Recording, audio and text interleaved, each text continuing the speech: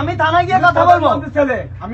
আমি কারণ না, আমি ছাত্রদলের প্রেসিডেন্ট। কি করতাম আমি? ঠিক আছে, আমি থানায় গিয়ে আপনার তো দেখে আসেন।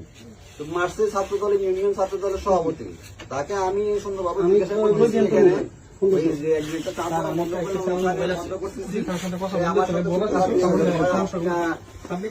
একটু কথা শুনেন, কথা আমি শুনতে পারবো না, আমি থানায় যাবো, আমি মঞ্জুর ভাইয়ের শালক।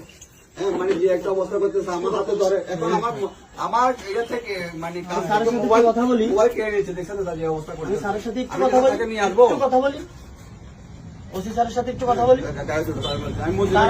আমি একটু কথা বলি, কথা বলার দরকার না, আমি একটা সাবিনেস পাই, সাবিনেস পেলে তুমি কথা বলছো আমার সাথে। ওসি স্যারের সাথে একটু কথা বলি। তোমার মোবাইল দিয়ে কথা বলো, আমি যাবো না স্যার, এখান থেকে। হ্যাঁ, যাবে না? না, যাতে হবে তুমি। আমি যাবো। সে ছাত্র দলের ইউনিয়ন প্রেসিডেন্ট, উনি থানাতে কথা বলতে পারবেন না, ওসি ওনার কাছে আসবে। বাংলাদেশের প্রেসিডেন্ট, ইউনিয়ন প্রেসিডেন্ট কি জন্য?